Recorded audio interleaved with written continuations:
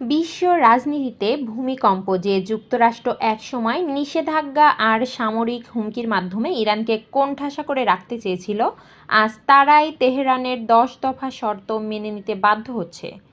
Pentagon ও white হাউসের নীতি এখন খোদ পশ্চিমা বিশ্বের প্রশ্নের মুখে। পরাক্রম হ্রাসের নেপথ্য, কূটনৈতিক পরাজয়, রাশিয়ার সুরে সুর মিলিয়ে বিশেষজ্ঞরা বলছেন ইরানের অর্থনৈতিক ও সামরিক স্বয়ংসম্পূর্ণতা আমেরিকার নিষেধাজ্ঞার অস্ত্রকে ভোঁতা করে দিয়েছে।